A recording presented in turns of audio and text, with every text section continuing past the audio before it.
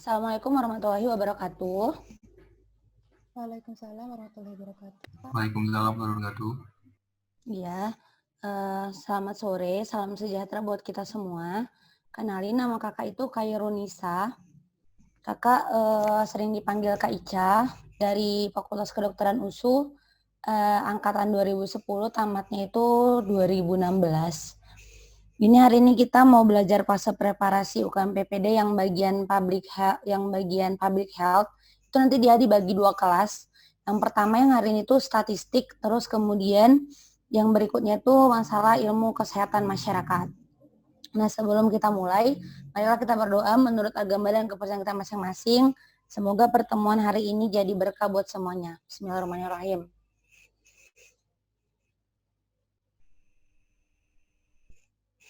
Amin. Oke, ini udah ada 29 orang. Kakak cek dulu ya. Ada Suci? Halo Suci. Ada, Kak. Oke, ada Rara.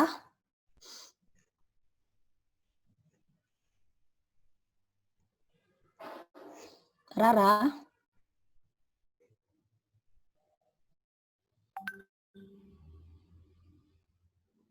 Sinta, ada Sinta. Ada, Kak. Oke, ya jadi ini kita mulai aja ya. Jadi ini kita mulai dari bagian yang statistiknya dulu hari ini. Nanti kita mulai belajar dari metode penelitian, terus nanti kita belajar tentang bagaimana menyampling. Kalau hitungan sampel enggak ya, cara menghitung sampel itu enggak perlu di UKM PPD. Yang perlu nanti itu metode penelitian, terus bagaimana uji hipotesis, lalu bagaimana uji diagnostik, nanti yang seperti itu.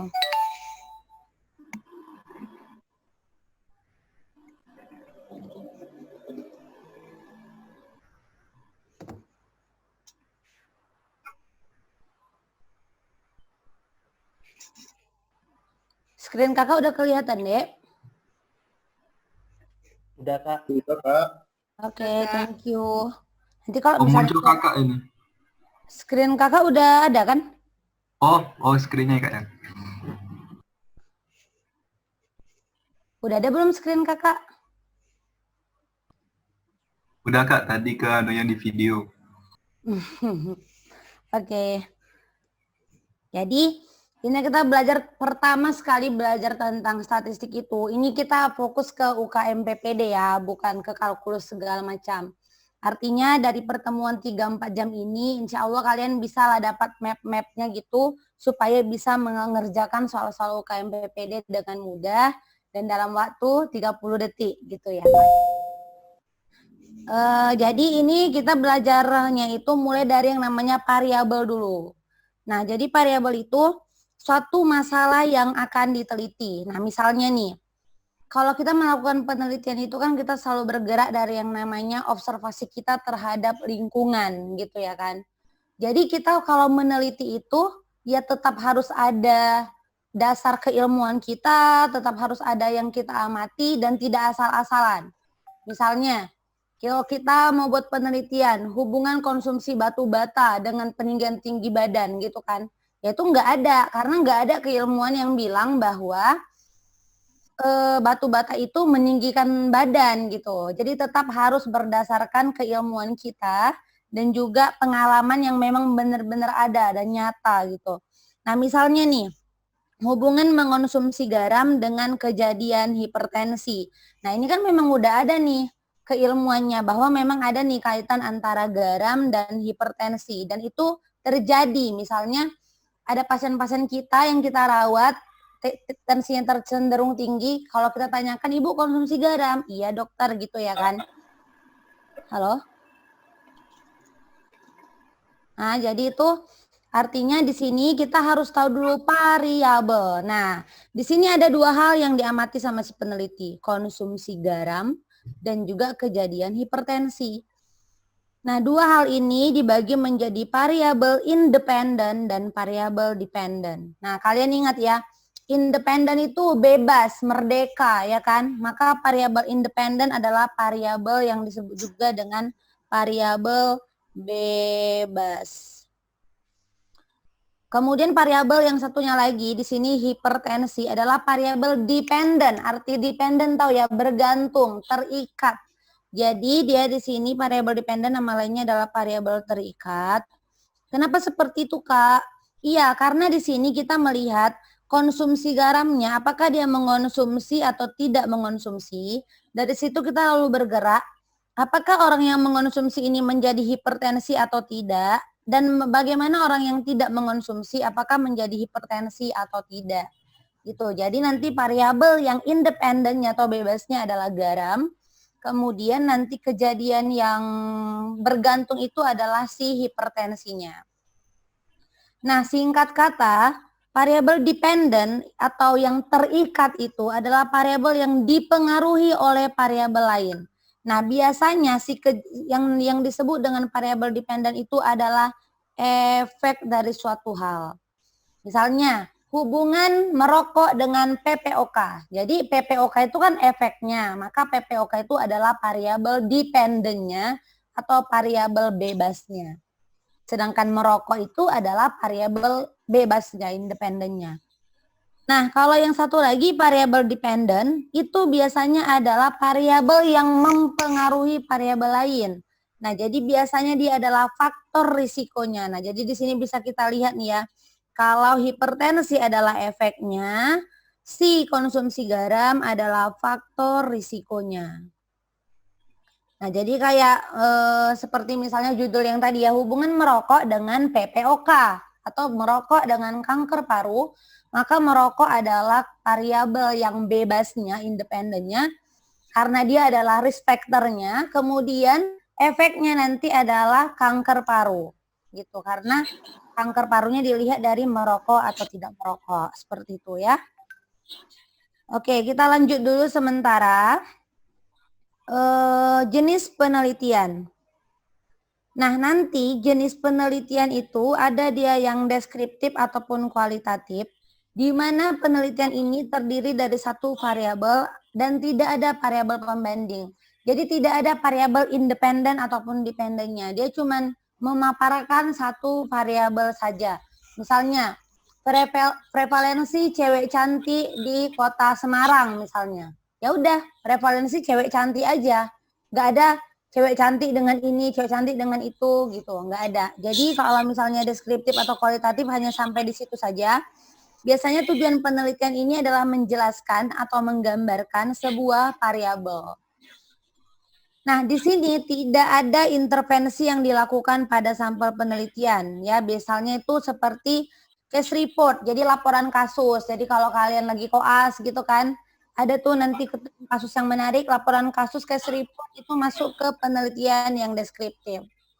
Atau case study ataupun case series. Case series dan case study ini beberapa laporan kasus gitu dipelajari atau dibuat serinya, seperti itu ya.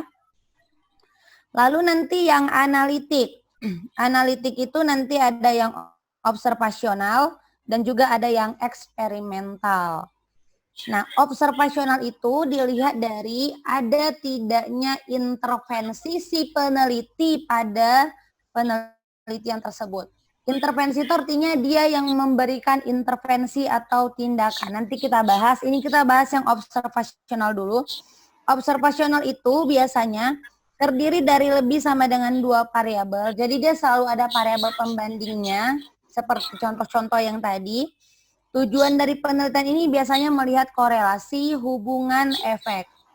Dan tidak ada intervensi terhadap subjek penelitiannya. Oke. Muhammad Sauma boleh tolong matikan mikrofonnya, Dek? Muhammad Sauma. Boleh tolong matikan mikrofonnya?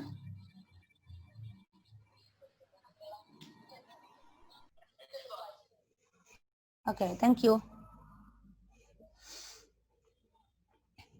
Nah, jadi kalau analitik itu adalah penelitian yang biasanya melihat hubungan. Jadi ada yang dianalisanya, tidak hanya memaparkan saja seperti si deskriptif tadi. Ada yang dianalisa sama dia, beberapa variabel dianalisa. Boleh 2 variabel, 3 variabel, 4 variabel, tergantung jenis penelitian dan kebutuhan si penelitinya. Oke, contohnya hubungan lama menderita diabetes dengan kejadian gangren diabetikum. Nah, jadi di sini bisa kita lihat ya ada dua variabel dia, lama menderita diabetes dan kejadian gangren diabetikumnya. Lalu nanti yang untuk yang eksperimental ya, itu terdiri dari lebih sama dengan dua variabel dan dia yang paling penting kalian ingat adalah ada tidaknya intervensi terhadap subjek atau sampel penelitian. Nah, jadi intervensi yang dimaksud ini adalah ada sesuatu yang kita berikan tindakan kepada si sampel-sampel penelitian kita. Misalnya saja kita memberikan obat diabetes misalnya. Kita yang berikan, jadi bukan memang pasiennya sebelumnya udah minum obat diabetesnya gitu, tapi kita yang memberikan intervensi tersebut. Itu disebut sebagai penelitian yang eksperimental. Artinya dia tidak hanya menilai saja, tapi dia juga memberikan intervensi tertentu. Misalnya seperti ini, hubungan mengonsumsi ekstrak kulit kerang dengan peninggian tinggi badan pada pasien dwarfisme gitu. Jadi di mana pemberian ekstrak kulit kerangnya ini dilakukan oleh si peneliti, itu baru namanya eksperimental. Tapi kalau misalnya sebelum-sebelumnya pun dia memang udah konsumsi kulit kerang dan bukan karena kita yang berikan, itu bukan eksperimental. Harus kita yang mengintervensinya, baru dia disebut sebagai eksperimental. Nah, jadi ini, analytical study itu, studi analitik itu, jadi dia studi yang menilai gitu, melihat kekuatan hubungan, melihat adakah sebab dari suatu faktor risiko untuk menjadikan efek tertentu, seperti itu. Jadi dia ada yang eksperimental, ada yang observasional saja, tidak diintervensi, hanya dinilai-nilai saja, seperti itu ya. Untuk yang eksperimental itu, kita bagi menjadi apakah dia terkontrol atau tidak, ya. Artinya apakah dia terkontrol atau tidak. Apakah si peneliti yang melakukan eksperimental tadi membagi penelitiannya itu menjadi kelompok case dan kontrol, dan apakah samplingnya dilakukan secara random ataupun tidak. Nah, pada penelitian eksperimental ini, tentulah yang paling bagus itu kalau sampel-sampel itu terkontrol, dibagi kelompok case dan kontrolnya, dan samplingnya dilakukan secara randomized. Sehingga nanti hierarki yang paling tinggi adalah jika penelitian itu dilakukan secara eksperimental dengan random dan terkontrol. Sehingga penelitiannya adalah randomized control trial. Merupakan penelitian yang paling baik dan dapat dipercaya. Jadi kalau misalnya kalian nanti menemukan jurnal dengan metode penelitian yang seperti ini, maka itu adalah jurnal-jurnal yang tingkat kepercayaannya cukup baik seperti itu. Karena dia sudah secara eksperimental ada intervensi, terkontrol pula dan random pula ya, randomized control trial. Apalagi kalau dilakukan multi-center. Artinya misalnya Sumatera Utara buat, Jawa Barat buat, Sulawesi buat gitu ya, multi-center randomized control trial itu paling bagus lagi. Ini kalau misalnya ada intervensi ya. Jadi di sini ada intervensi. Ada yang dilakukan si peneliti pada sampel-sampelnya. Nah, kalau yang satu lagi, dia juga termasuk studi analitik. Artinya dia melihat hubungan sebab ataupun sebab akibat. Hanya saja dia tidak ada intervensi, dia hanya melihat-lihat saja. Itu disebut sebagai analytical study yang observasional. Nah, yang observasional ini dibagi menjadi yang cohort, case control, cross-sectional, dan longitudinal. Nah, di sini hari ini kita hanya akan membahas yang cohort, case control, dan cross-sectional. Karena ini merupakan yang paling banyak nanti dimasuk. Ya, hampir selalu masuk di UKM PPD. Hampir tidak pernah tidak masuk. Jadi pemahaman kalian nanti tentang bagaimana itu cohort, case control, dan cross-sectional, serta soal-soal turunan-turunannya nanti itu akan kita bahas hari ini. Oke, jadi yang tadi yang kita pelajari tentang observational study tadi, kalau misalnya eksperimental, cukup kalian tahu, kakak rasa ya minimal kali kalian tahu bahwa eksperimental itu ada suatu intervensi. Jadi nanti soal UKMPP yang sering muncul itu dia akan menjelaskan seorang peneliti itu memberikan intervensi tertentu terhadap penelitiannya, terhadap sampel penelitiannya, maka biasanya itu adalah eksperimental. Nah, kalau itu dilakukan secara random dan terkontrol, maka nanti dia randomized control trial dengan tingkat kepercayaan yang paling tinggi dibandingkan penelitian-penelitian yang lain. Nah, tapi yang namanya penelitian eksperimental itu tentu sangat mahal dan sangat jarang dilakukan. Yang paling sering dilakukan nanti sama orang mahasiswa kedokteran gitu ya, sama orang-orang yang lagi ambil SP2 ataupun kalian nanti di puskesmas itu adalah penelitian-penelitian yang observasional, cohort, case control, dan cross sectional. Maka satu-satu kita akan bahas penelitian observasional ini, apa kelebihannya, apa kekurangannya, dan kira-kira apa manfaat dari masing-masing metode penelitian ini. Oke, kita mulai dari yang paling sering dipakai sama mahasiswa-mahasiswa kedokteran ya. Dan paling sering juga dipakai di puskesmas-puskesmas sama dokter-dokter keluarga untuk dijadikan penelitian. Oke, jadi yang pertama itu adalah desain penelitian yang cross-sectional ataupun lebih sering dikenal sebagai potong lintang. Nah, di cross-sectional atau di potong lintang ini, intinya kalian tadi sudah tahu bahwa setiap orang meneliti ada variabel yang diteliti, independen dan dependen gitu ya. Misalnya tadi hubungan merokok dengan kanker paru, maka variabelnya adalah merokok dan si kanker paru. Nah, merokok dan kanker paru ini tentu kalian nilai dari semua sampel kalian. Misalnya kalian meneliti kepada 100 orang. Dari 100 orang ini kalian akan nilai berapa orang yang merokok dan berapa orang yang tidak merokok. Dari orang yang merokok dan tidak merokok ini, kalian akan menilai lagi berapa orang dari yang merokok ini ternyata kanker paru dan berapa yang tidak. Dan dari yang tidak merokok, berapa yang kanker paru dan berapa yang tidak. Gitu kan? Nah, kalau kedua variabel tadi, antara merokok dan juga si kanker paru, dilakukan di satu waktu, itu disebut metode penelitian analitik, observasional, cross-sectional, ataupun potong lintang. Jadi dia kedua variabel diukur di satu waktu. Jadi misalnya nih hubungan antara minum susu dengan nyeri kepala misalnya. Nah jadi dilakukan di satu waktu. Minum susunya dan nyeri kepalanya di satu waktu. Atau misalnya hubungan antara konsumsi air putih gitu ya kan dengan kelembapan kulit gitu dilakukan di satu waktu, itu nanti disebut sebagai cross sectional. Nah, penelitian ini bersifat biasanya dia itu prospektif ya, jadi dia melihat dari faktor risiko ke efek, tapi tetap risiko dan efeknya itu diukur di satu waktu. Desain untuknya biasanya dia didesain untuk melihat ya prevalensi, distribusi. Artinya gini, kalau ada penelitian awal yang mau dilakukan, biasanya peneliti itu memilih desain penelitian yang cross-sectional. Keuntungannya adalah dia murah, mudah, dan cepat. Artinya kita butuh waktu 2-3 bulan saja, kita sudah bisa mendapatkan hasil dari penelitian kita. Kelemahannya adalah penelitian dengan nilai referensi jurnal yang terendah. Nah, jadi kalau kalian nanti ketemu tuh baca satu jurnal yang dia itu terdiri dari metode penelitian yang cross-sectional, di mana variabel independen dan dependennya diukur di satu waktu, itu adalah penelitian yang paling rendah nilai referensinya.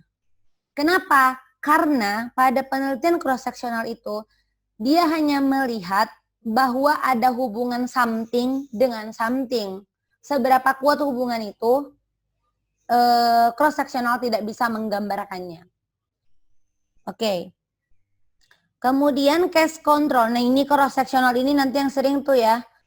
Peneliti tidak punya waktu yang lama untuk meneliti. Nah, biasanya tuh jawabannya cross-sectional. Oke, kemudian yang berikutnya adalah si case control. Case control itu dari namanya aja ya. ada case, ada kontrol. Case ini adalah kelompok-kelompok dengan penyakit. Kontrol adalah yang bukan penyakit gitu. Misalnya nih, kakak mau meneliti hubungan merokok dengan PPOK. Maka kakak membaginya menjadi kelompok PPOK dan tidak PPOK gitu. Itu namanya penelitian case control. Nah, biasanya penelitian case control ini dia tuh bersifat retrospektif. Nah, jadi dia dari efek dulu baru ke faktor resiko. Misalnya nih kakak tadi mau meneliti hubungan antara merokok dan PPOK. Di penelitian case control itu dia bergerak dulu dari membagi 100 orang dengan PPOK, 100 orang tanpa PPOK, lalu dia telusuri tuh ke belakang secara retrospektif. Secara retrospektif kira-kira orang yang PPOK ini dia dulu merokok atau enggak ya? Kemudian orang yang tidak PPOK ini dia dulu merokok atau tidak? Ditelusurinya ke belakang. Nah, biasanya nilai referensi jurnalnya lebih baik dibanding cross-seksional. Kenapa? Karena dia membagi, ada kelompok case dan ada kelompok kontrol. Ada kelompok dengan penyakit dan kelompok tanpa penyakit, seperti itu. Cuma kekurangannya adalah itu bisa sering terjadi bias. Nah, nanti yang terkenal itu namanya adalah recall bias. Recall itu tahu ya, recall, mengingat kembali begitu. Jadi coba kalian bayangkan, misalnya kakak meneliti 100 orang dengan PPOK yang usianya kira-kira udah 60 tahunan, sama 100 orang yang tanpa PPOK sama juga 60 tahunan umurnya. Terus kakak tanya tuh misalnya ke pasiennya, kakek, dulu kakek merokok gitu ya kan?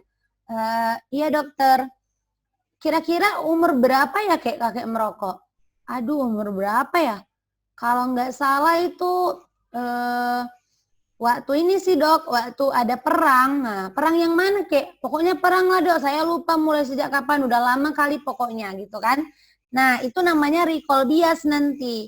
Ingatan si kakek itu karena tidak benar ingatannya, itu mempengaruhi penelitian kita. Makanya di case control nanti yang sering adalah kelemahannya ini nih, kelemahannya yang masalah si recall bias. Jadi penelitian kita jadi tidak terlalu baik hasilnya karena ada si bias-bias ini. Nanti kita di akhir ada bahas tentang bias, tapi ini kakak ngasih tahu sedikit aja. Nah, biasanya biaya lebih mahal, ribet, dan lama. Kenapa ribet? Karena di case control ini, kelompok case dan kontrol biasanya akan dilakukan matching.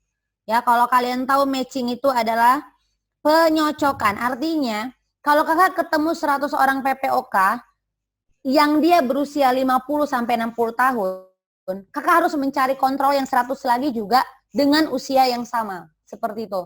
Jadi ada matching. Makanya nanti biasanya si case control ini lebih ribet. Karena lebih susah cari sampelnya. Tapi ya begitu tadi. Kalau lebih ribet biasanya hasilnya juga lebih bagus. Makanya nilai referensi jurnalnya si case control lebih oke dibandingkan si cross-seksional. Oke, kemudian yang satu lagi yang paling terkenal itu sering nih dipakai di jurnal-jurnal yang lumayan bonafit. Kalau tidak kuat melakukan eksperimental, dia akan memilih metode penelitian cohort. Oke. Cohort itu adalah penelitian yang bersifat prospektif atau retrospektif. Jadi sebenarnya kalau kalian ingat dulu waktu kalian belajar di kedokteran ya kan, di S1 dulu preklinik, cohort itu selalu dibilang penelitian yang bergerak ke depan. Iya, memang benar, dia tuh bergerak ke depan. Jadi dia lihat dulu dari faktor resiko, dia ikutin gitu sampai terjadinya efek. Misalnya balik lagi nih ya ke PPOK. Misalnya hubungan antara merokok dengan PPOK. Jadi dia menilai nih, misalnya sekarang sampel-sampelnya dia tuh usia 40 tahun, semuanya pada merokok gitu. Nah terus dia ikutin tuh nanti 10 tahun kemudian ke depan. Nah, berapa orang kira-kira yang dari 100 orang ini yang menjadi PPOK dan berapa orang yang jadi enggak PPOK gitu. Dia ikuti ke depan. Nah jadi nanti ada dua hal yang membuat kadang-kadang beberapa orang bingung gitu. Kak, gimana sih cara ngebedain kohort prospektif dengan kohort retrospektif? Kenapa udah kohort tapi disebut mundur, retro gitu? Jadi sebenarnya dia nggak pernah mundur, Dek.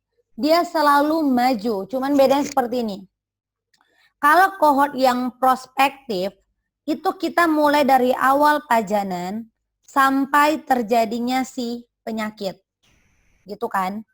Jadi seperti tadi, dari mulai dia awalnya 40 tahun, terus misalnya kita ikuti 10 tahun sampai dia usia 50 tahun, dia jadi PPOK atau enggak ya gitu.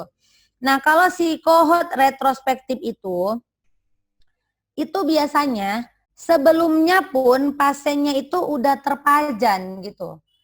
Jadi dia itu bisa seperti ini. Kalau yang namanya kohort prospektif itu kita mengikuti mulai dari si sampel kita itu mengalami pajanan. Misalnya kakak mau melihat efek dari dibangunnya suatu pabrik dengan terjadinya asbestosis misalnya. Nah, jadi kalau kakak melihatnya itu mulai dari saat pabrik itu dibangun, kakak itu ikuti ke depan, itu namanya kohort prospektif. Tapi kalau sebelumnya pun dia sudah terpapar dengan pabrik itu, terus kakak datang melakukan penelitian gitu, itu namanya kohort retrospektif. Ya tapi tetap jalan ke depan, cuman dia sebelumnya sudah ada pajanan. Jadi kita nggak benar-benar mulai dari awal gitu. Jadi sebelumnya pun dia udah ada pajanan. Nah bisa jadi sebelumnya pun pasiennya itu udah mengalami efek. Tapi di penelitian kohort retrospektif ini, dia tetap bergerak dari yang namanya dulu si faktor risiko baru ke efek. Bedanya adalah kalau kalian mengikutinya mulai dari awal pajanan itu namanya prospektif, kalau misalnya dari tengah-tengah itu retrospektif. Oke, kita lanjutkan. Nah, jadi kalau si kohort itu kalian ingat aja, dia itu memang jalan ke depan. Nah, tapi kadang-kadang dia tetap dari awal ke depan gitu ya, dari faktor risiko diikuti efeknya. Cuma memang kadang-kadang dia itu berawal dari yang jadi pajanannya udah ada, baru dia ikutin gitu. Itu namanya kohort retrospektif. Tapi dia tetap kohort, tetap jalan ke depan. Nah, lalu tadi yang si case control. Nah, case control itu sama ada satu peneliti statistik, dia disebut juga sebagai Trohok ya, tapi karena kenapa? Karena dia itu mundur ke belakang. Jadi dia mulai dulu dari lihat efeknya, lalu diikutinya tuh ada nggak ya faktor risiko atau pajanannya. Tapi yang paling penting adalah di case control itu dibagi kelompok si case dan kelompok si control. Nanti kalian jangan bingung sama cross sectional. Misalnya hubungan merokok dengan PPOK. Kak Ica itu kapan jadi case control, kapan jadi cross seksional gitu. Ya mudah saja. Kalau misalnya antara merokok dan PPOK-nya itu dinilai satu waktu, ya dia miliknya cross seksional. Tapi kalau misalnya si peneliti membagi kelompok 100 orang dengan PPOK dan 100 orang tanpa PPOK, ya dia itu case control gitu.